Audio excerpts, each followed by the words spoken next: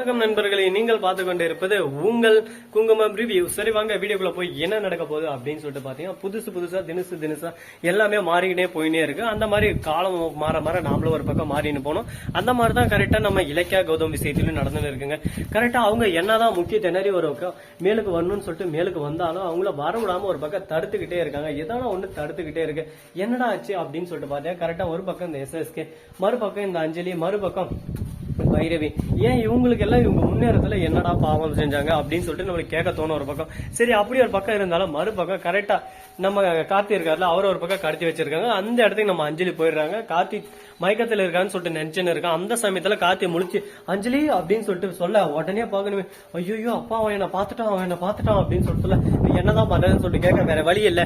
ஒண்ணு அவனை கொன்றுணும், இல்ல எப்பவுமே அவன் வரக்கூடாது, எப்பவுமே வராம வச்சதுக்கு வாய்ப்பே இல்ல, வேற வழி இல்ல. கார்த்தியை கொண்டுட்டா அந்த சொத்து எல்லாம் எனக்கு தான் வந்துடும், எப்படி இருந்தாலும் என் புருஷனாவே இவங்க தான் கொண்டாங்க கடத்தின்னு போய் அப்படின்னு சொல்லிட்டு முடிச்சு விட்டுறலாம்பா அப்படின்னு சொல்லிட்டு சொல்றாங்க. என்ன சொல்லி இந்த அளவுக்கு கிரும்பலமா யோசிக்கிறோம் உன் புருஷன் அப்படின்னு சொல்லிட்டு சொன்னா, புருஷனாவது மயிராவது அதை உடுப்பா, அதை அப்புறம் பாத்துக்கலாம், இப்போதைக்கு என் வாழ்க்கையை நான் பாக்கணும்ல, இப்ப நான் மாட்டேன்னா அதுக்கப்புறம் இவன் எப்படி இருந்தாலும் ஊட்ட விட்டு துரத்திடுவான், அதுக்கப்புறம் நான் எங்க போவேன் என்ன ஆகும், எனக்கு இவனோட அந்த சொத்து தான் முக்கியம். அப்பதான் கார்த்திக் எல்லாமே ஒன்னொன்னா புரிய வருது.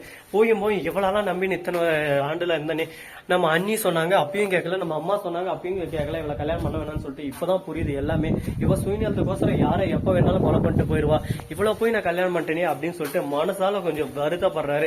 இப்ப வருத்தப்பட்டு என்னங்க பண்றது, வாழ்க்கைன்றது ஒரு வட்டம், அந்த வட்டத்துல இருந்து வெளிக்கு போக ஒருத்தர ஆரம்பிச்சானா அதோட அந்த வாழ்க்கைன்ற வட்டம் முடிஞ்சு போயிருங்க. அதனால எவ்வளவுக்கு எவ்வளவு முடியுமோ அவ்வளவு நம்ம விஷயத்துல உசாராவே இருக்கணும், இல்லைன்னா நம்ம கதையை முடிச்சுட்டு போயிட்டே வந்துருவாங்க. சரி இப்படியெல்லாம் ஒரு பக்கம் ரொட்டேஷன் ஆகி போகும்போது மறுபக்கம் நம்ம கௌதம் இருக்காருல, கரெக்டா கார்த்தியோட பொண்ணு லாஸ்டா எங்க சிக்னல் கட் ஆச்சு அப்படின்னு சொல்லிட்டு யோசிக்கிறாரு, சிந்திச்சுட்டே இருக்காரு. சரி இதை போய் கேட்போம் அப்படின்னு சொல்லிட்டு போலீஸ் ஸ்டேஷனுக்கு போயிடறாங்க. அவங்க ஃப்ரெண்டு மூலியமா அங்க வந்து ட்ரேஸ் பண்றாங்க. அது கரெக்டா சென்னையில அந்த லொகேஷனை காட்டுது. கரெக்டா கௌதம் வீட்டுக்கு வரத்தால் தான் அங்கிருந்து கிட்னாப் பண்ணிக்கிறாங்க. இன்னொரு தாள் அந்த லொகேஷன் ஆன் பண்ணிக்குது. அந்த இடத்துல 3 டைம் இந்த இடத்துல ஆன் ஆகிதுன்னு சொல்லிட்டு சொல்றாங்க. சரி அந்த லொகேஷன் போய் பார்க்கலாம்னு சொல்லிட்டு பாக்குறாங்க. அங்க இருந்து கரெக்டா இப்பதான் கொஞ்ச நேரத்துக்கு முன்னாடி அந்த இடத்துல கட்டு வந்தது எல்லாமே இருக்கு. கார்த்திகை கடத்திட்டு இருக்காங்க. ஏன்னா நம்ம அஞ்சலியை பாத்துட்டாங்கல்ல, அதனால அஞ்சலி இப்போதைக்கு இவன் இருக்கக்கூடாது, இவன் ஏதோ ஒண்ணு பண்ணலாம் அப்படின்னு சொல்லிட்டு கார்த்திகை கூட்டின்னு போயிட்டாங்க. இதுக்கப்புறம் என்ன பண்ண போறாங்க, ஏது பண்ண போறாங்க அப்படின்றதான் கேள்விக்குறியா இருக்க போது. இந்த கேள்விக்குறிக்கு நடுவில் என்ன வேணாலும் நடக்கலாம். நம்ம கார்த்திக்கு ஒண்ணு இதெல்லாம் எப்படியோ சேர்த்தான் புருஷன் அப்படின்னு சொல்லிட்டு அஞ்சலி ஏத்துக்கலாம். ஆனா அஞ்சலி என்ன பண்ண போறான்னு சொல்லிட்டு பொறுத்திருந்து பார்த்தா தெரிய போகுது. சரி இப்படி ஒரு பக்கம் போயின்னு இருக்க, மறுபக்கம் என்ன நடக்குன்னு சொல்லிட்டு பாத்தீங்கன்னா கரெக்டா நம்ம பைரவி இருக்காங்களா, அவங்க ருத்ர தாண்டம் ஆடுன்னு இருக்காங்க. தாண்டவம் அப்படியே சும்மா தாண்டம் ஆடுறாங்க.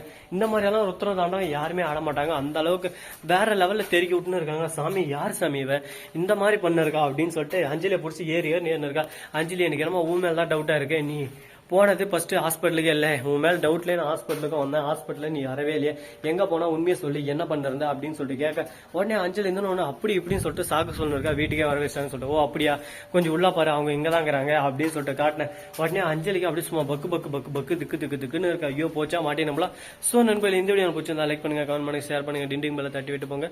அப்பதான் நான் போற அடுத்த வீடியோ உடனுக்குடன் வரும். மிக்க நன்றி, தேங்க்ஸ் ஃபார் வாட்சிங், டாடா, see you, நன்றி, வணக்கம், வந்தனம், வருக தருக.